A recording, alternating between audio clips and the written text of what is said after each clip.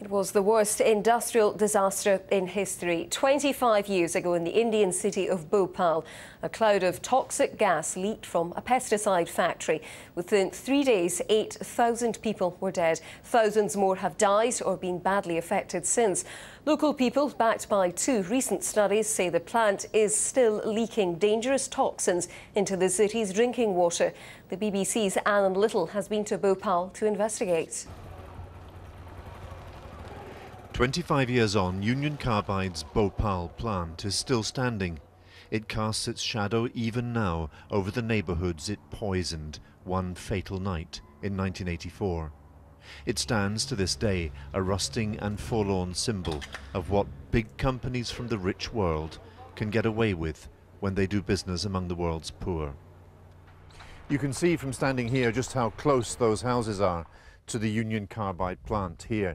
And to this in particular, this is the guilty component, if you like. This is storage tank E610. In this tank were stored 40 tons of the highly toxic chemical MIC.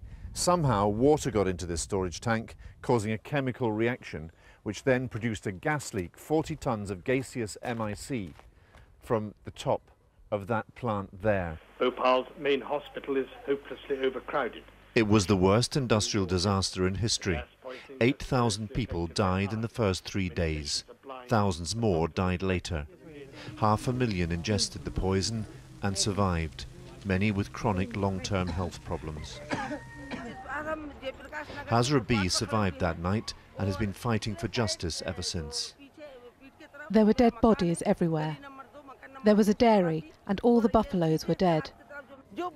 It's been 25 years and we've still not got justice. Today, people are still fighting for their rights.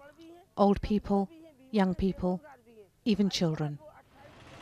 For everywhere in Bhopal, there is a sense that justice has been cheated.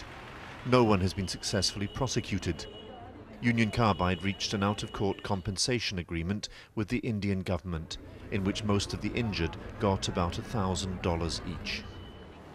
The company's American boss, Warren Anderson, flew into Bhopal within days and found himself under arrest. The police chief at the wheel of the car was Swaraj Puri. You've arrested Mr. Anderson, yes, the world chairman. Yes, we have. Well, there is an anger in the city about not being able to get him back to justice. And to that extent, even I feel that. Almost immediately, Warren Anderson was granted bail and allowed to fly home to the United States. He never gives interviews. Activists from Greenpeace managed to film him 7 years ago. Now 88, he lives in retirement in this house in the affluent Hamptons area of New York State. At Union Carbide's old plant, children play. And cattle graze. A Greenpeace investigation in 2002 found toxins in the milk and in the breast milk of young mothers. Campaigners say the plant is still leaking toxins into the groundwater, which many here still draw to drink. These groundwater contains a range of cancer-causing, birth defect-causing, damaging to the liver, kidneys and brain, to the fetus. So there's a high incidence of birth defects among this population. So what we have is a medical disaster, a human disaster, far larger today than 25 years back. 25 years on, Union Carbide's Bhopal plant casts its shadow down the decades and into the lives of generations born long after that fatal toxic night in 1984. Alan Little, BBC News.